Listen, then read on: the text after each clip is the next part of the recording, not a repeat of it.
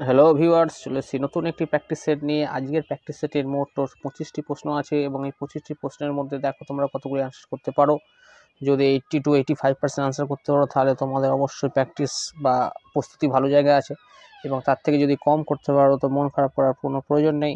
তোমরা একটু ভালো করে পড়ো, হাতে বেশ কিছুদিন সময় আছে, যাতে হচ্ছে কিন্তু তোমাদের প্রস্তুতি আরও ভালো জায়গায় যেতে পারে। তো আমার জন্য থেকে শুভকামনা রইল। চলো ভিডিওটি শুরু করা যাক। আমাদের প্রথম প্রশ্ন হলো, দুর্গাপুর কোন নদীর তীরে অবস্থিত? দুর্গাপুর কোন নদীর তীরে অবস্থিত? অপশান এ জজয়, option B Kangsabati, option C Mayurakshi, option D Damodar. এক্ষেত্রে সঠিক উত্তরটি হবে অপশান ডি দামোদর, অর্থাৎ দুর্গাপুর দামোদর নদীর তীরে অবস্থিত। আমাদের পরবর্তী প্রশ্ন হলো, পশ্চিমবঙ্গের পশ্চিম জেলা হলো পশ্চিমবঙ্গের সর্বপশ্চিমের জেলা হলো কোনটি? বাঁকুড়া, পশ্চিম মেদিনীপুর, পুরুলিয়া না বর্ধমান?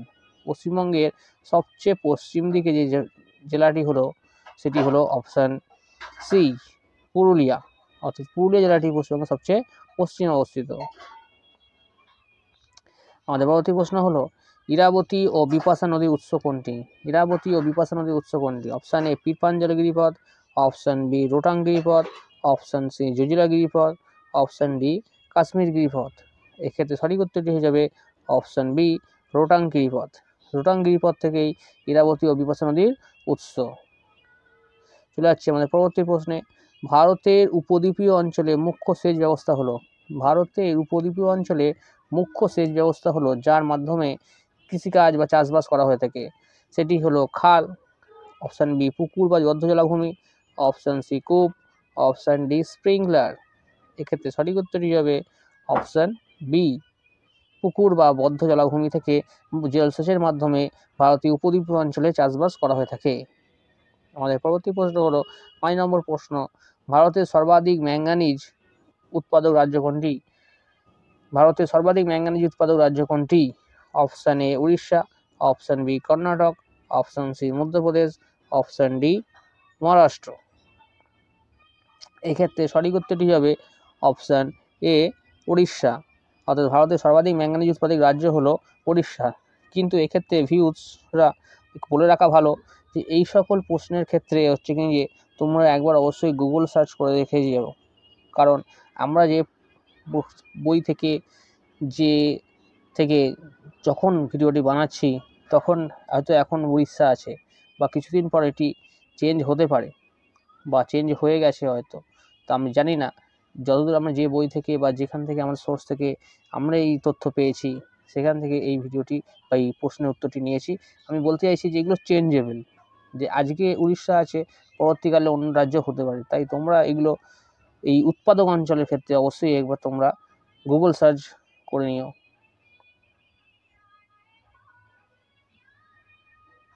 আমাদের পরবর্তী প্রশ্ন হলো, সামুদ্রিক মৎস্য উৎপাদনের অধিকাংশ উত্তোলিত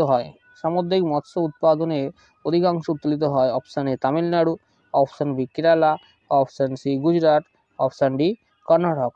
সামুদ্রিক মৎস্য উৎপাদনের অধিকাংশ উত্তোলিত হয়ে থাকে আমাদের 6 নম্বর প্রশ্ন সঠিক উত্তর হবে অপশান এ তামিলনাড়ু রাজ্য থেকে মৎস্য উৎপাদন অধিকাংশই উত্তোলিত হয়ে থাকে। আমাদের পরবর্তী প্রশ্ন হলো, সবচেয়ে বেশি ইক্ষু উৎপাদন হয় এই মৃত্তিকায়? সবচেয়ে বেশি ইক্ষু উৎপাদন হয় option A bhabar, option B bhangar, option C regur, option D laterite.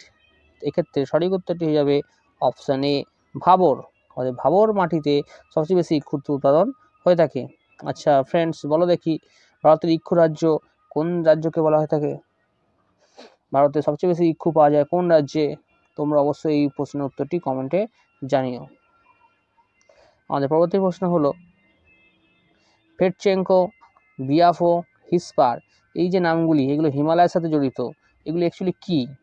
এগুলো একটি হিমবাহ, এগুলো হ্রদ, এগুলো শৈলাবাস না এগুলো সব বৃক্ষের নাম? ফেডচেঙ্কো, বিয়াফো, হিসপার এগুলি হলো হিমবাহের নাম, অর্থাৎ অপশান এ হবে রাইট অ্যান্সার। আমাদের পরবর্তী প্রশ্ন হলো, কাথিয়াওয়াড় উপদ্বীপ নিম্নের কোন প্রাকৃতিক বিভাগের অংশ? কাথিয়াওয়াড় উপদ্বীপ যেগুলো দেখতে পাওয়া যায় সেটি কোন উপদ্বীপীয় নিম্নের প্রাকৃতিক অংশ? পশ্চিম উপকূল ভূমি, দাক্ষিণাত্য মালভূমি, উপকূল ভূমি না কচ্ছপ উপসাগর? কাথিয়াওয়াড় উপদ্বীপ দেখতে পাওয়া যায় আমাদের গুজরাটের পশ্চিমাংশে। তো এটি হচ্ছে কিনা যে অপশান ডি কচ্ছ উপসাগরের অংশ, অর্থাৎ সঠিক উত্তর হিসাবে অপশান ডি কচ্ছ উপসাগর।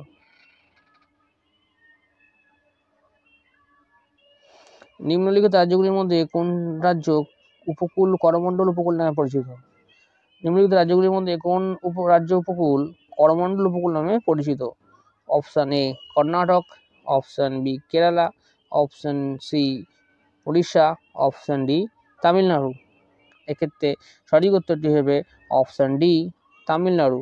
অর্থাৎ তামিলনাড়ু রাজ্যের যে উপকূল দেখতে পাওয়া যায় তা হলো করমণ্ডল উপকূল নামে পরিচিত।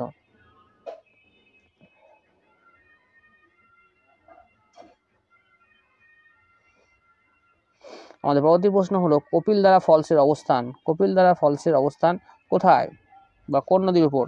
অপশান এ সোন নদীর উপর, অপশান বি চম্বল নদীর উপর, অপশান সি নর্মদা নদীর উপর, অপশান ডি কৃষ্ণা নদীর উপর।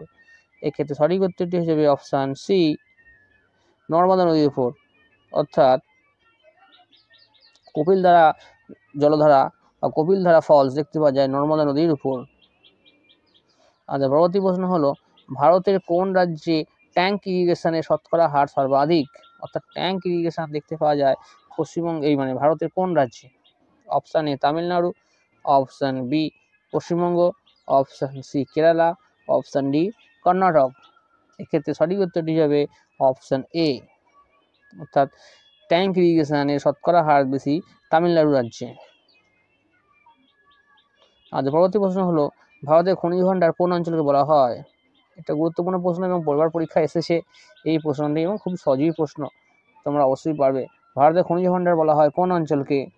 ছোটনাগপুর অঞ্চলকে, দামোদর উপত্যকা অঞ্চলকে, দণ্ডকারণ্য অঞ্চলকে না গাঙ্গেয় সমভূমি অঞ্চলকে?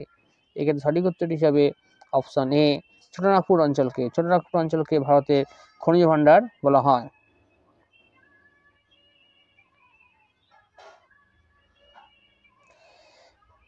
আমাদের পরবর্তী প্রশ্ন হলো পশ্চিমবঙ্গের পূর্ববাহিনী নদী কোনটি?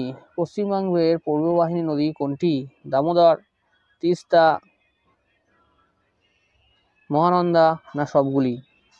পশ্চিমবঙ্গের পূর্ববাহিনী নদী হলো দামোদর, তিস্তা, মহানন্দা না সবগুলি?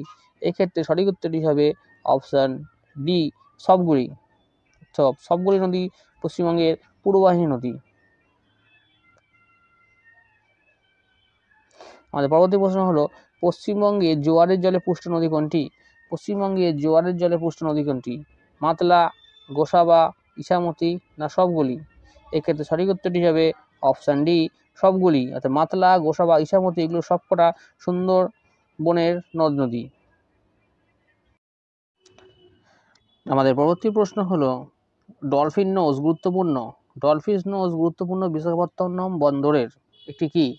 যে বিশাখাপত্তনম বন্দরে বা বন্দরে ডলফিন নোজ বলে একটি জায়গা আছে, সেটি কি কারণে বিখ্যাত? সেটি পর্যটক কেন্দ্র হিসেবে খ্যাত, পুরাতাত্ত্বিক কেন্দ্র হিসেবে খ্যাত, জাহাজ শিল্প উন্নতির জন্য খ্যাত, বন্দরের মাল পারাপারের জন্য ও রোপওয়ের জন্য বিখ্যাত। ডলফিন নোজ আমরা বিশাখাপত্তনম এগুলো অবশ্যই প্রত্যেকে ঘুরতে যায়। এই ডলফিন নোজ হচ্ছে অ্যাকচুয়ালি জাহাজ শিল্প উন্নতির জন্য বিখ্যাত। অর্থাৎ অপশান সি হবে রাইট অ্যান্সার। ডলফিন নোজে জাহাজ শিল্প উন্নতি কেন্দ্র আছে এবং বন্দরের জন্য প্রাকৃতিক ঢালও আছে। অতএব ডলফিন নোজ এই কারণেই বিখ্যাত। আর পরবর্তী প্রশ্ন হলো বছরের কোন সময় দক্ষিণ পশ্চিম মৌসুমী বায়ু ভারতে প্রবাহিত হয়? বছরের কোন সময় দক্ষিণ পশ্চিম মৌসুমী বায়ু ভারতে প্রবাহিত হয়? অপশান এ জানুয়ারি থেকে ফেব্রুয়ারি, মার্চ থেকে জুনের মাঝামাঝি, জুনের মাঝামাঝি থেকে সেপ্টেম্বর না অক্টোবর থেকে ডিসেম্বর? এক্ষেত্রে সঠিক উত্তরটি হবে অপশান সি জুনের মাঝামাঝি থেকে সেপ্টেম্বর পর্যন্ত। অর্থাৎ 1 জুন কেরালায় প্রথম হচ্ছে দক্ষিণ পশ্চিম মৌসুমী বায়ু প্রবেশ করে এবং পশ্চিমবঙ্গে 5 থেকে 10 তারিখ বা 15 তারিখের মধ্যে পশ্চিমবঙ্গে দক্ষিণ পশ্চিম মৌসুমী বায়ু প্রবেশ করে এবং বৃষ্টিপাত ঘটায়। আচ্ছা, পরবর্তী প্রশ্ন হলো কোন বন্দরটির নাম জওহরলাল নেহরু বন্দর? কোন বন্দরটির নাম হলো জওহরলাল নেহরু বন্দর? পারাদ্বীপ, কোচি, নবসেবা, কান্ডালা? এক্ষেত্রে সঠিক উত্তরটি হবে অপশান সি নবসেবা। নবসেবা বন্দরটির নাম জওহরলাল নেহরু বন্দর। পরবর্তী প্রশ্ন হলো আরব সাগরের রানী বলা হয় কোন শহরকে? মুম্বাই, কোচি, কান্ডালা, মারমাগাঁও। আরব সাগর রানী বলা হয় কোন বন্দরকে? সঠিক উত্তরটি হবে অপশন বি কোচি। কোচিকে আরব সাগর রানী বলা হয়। পশ্চিমবঙ্গের চিত্তরঞ্জন কোন শিল্পের জন্য বিখ্যাত? পশ্চিমবঙ্গের চিত্তরঞ্জন কোন শিল্পের জন্য বিখ্যাত? অপশন এ সার, option B locomotive, option C লৌহ ইস্পাত, অপশন ডি কোনটিই নয়। এক্ষেত্রে সঠিক উত্তর হবে অপশন বি লোকোমোটিভ। লোকোমোটিভ শিল্পের জন্য পশ্চিমবঙ্গের চিত্তরঞ্জন বিখ্যাত। আর পরবর্তী প্রশ্ন হলো পশ্চিমবঙ্গের পূর্ব সীমান্তে অবস্থিত কোন কোন দেশ বা রাজ্য? অসম ও বাংলাদেশ, বিহার ও ঝাড়খণ্ড, সিকিম, ভুটান, উড়িষ্যা, ঝাড়খণ্ড। আমরা প্রত্যেকেই জানি পশ্চিমবঙ্গের পূর্ব দিকে আছে অপশান এ অসম আর বাংলাদেশ। এক্ষেত্রে সঠিক উত্তরটি হবে অসম আর বাংলাদেশ। বিহার ও ঝাড়খণ্ড আছে পশ্চিম দিকে, সিকিম, ভুটান আছে উত্তর দিকে, উড়িষ্যা ও ঝাড়খণ্ড আছে উত্তর পশ্চিম দিকে। আমাদের পরবর্তী প্রশ্ন হলো খড়গপুর রেলওয়ে কারখানা তৈরি হয়েছিল কত সালে? খড়গপুরে যে রেলওয়ে কারখানা তৈরি হয়েছিল সেটি কত সালে? 1850, 1875, 1900 না 1730? এক্ষেত্রে সঠিক উত্তর হিসাবে অপশন সি 1900 খ্রিস্টাব্দে। খড়গপুরে রেলওয়ে কারখানা তৈরি হয়েছিল 1900 খ্রিস্টাব্দে। আর পরবর্তী প্রশ্ন হলো ক্রিপস মিশনের প্রস্তাব একটি ফেল করা ব্যাংকের উপর আগামী দিনের চেক এর মতো। এই উক্তিটি কার বা উক্তিটি কে করেছিলেন? ক্রিপস মিশনের প্রস্তাব একটি ফেল করা ব্যাংকের উপর আগামী দিনের চেক, এই মহান উক্তিটি করেছিলেন সর্দার বল্লভভাই প্যাটেল, মহাত্মা গান্ধী, সুভাষচন্দ্র বসু, জওহরলাল নেহরু। এক্ষেত্রে সঠিক উত্তরটি হবে অপশন বি মহাত্মা গান্ধী। অর্থাৎ মহাত্মা গান্ধী বলেছিলেন যে ক্রিপস মিশনের প্রস্তাব হলো একটি ফেল করা ব্যাংকের উপর আগামী দিনের চেক। আর পরবর্তী প্রশ্ন হলো পাকিস্তানের ধারণা প্রথম কে ভাবেন? পাকিস্তানের ভাবনা প্রথম কে ভাবেন? Mohammad Iqbal, M A Jinnah, Shawkat Ali, Aga Khan. এই উপরোক্ত চারজনের মধ্যে প্রথম যিনি পাকিস্তান প্রস্তাবের কথা ভেবেছিলেন তিনি হলেন মোহাম্মদ ইকবাল। মোহাম্মদ ইকবাল পাকিস্তানের প্রথম ধারণা দিয়েছিলেন এবং লন্ডনের কেমব্রিজ বিশ্ববিদ্যালয়ের ছাত্র চৌধুরী রহমত আলী পাকিস্তান প্রস্তাবের কথা প্রথম উত্থাপন করেন। আমাদের পরবর্তী প্রশ্ন হলো কোন দিনকে মুসলিম লীগ প্রত্যক্ষ সংগ্রামের দিবস হিসেবে ঘোষণা করেছিল? কোন দিনকে মুসলিম লীগ প্রত্যক্ষ সংগ্রামের দিবস হিসেবে ঘোষণা করেছিল? 3রা সেপ্টেম্বর 1946, 16ই আগস্ট 1946, 16ই মে 1946, 4ই ডিসেম্বর 1946। এক্ষেত্রে সঠিক উত্তর হিসাবে অপশন বি 16ই আগস্ট 1946। তো বন্ধুরা ভিডিওটি কেমন লাগলো অবশ্যই কমেন্টে জানিও। যদি ভিডিওটি একটু ভালো লেগে থাকে, তোমাদের প্রস্তুতি একটুও সাহায্য করে থাকে, অবশ্যই আমার চ্যানেলটিকে সাবস্ক্রাইব করে পাশে থেকো, বেল আইকন বাজিয়ে দিও এরকম নিত্য নতুন প্র্যাকটিস সেট পাওয়ার জন্য। এতক্ষণ ধরে ভিডিওটি দেখার জন্য ধন্যবাদ।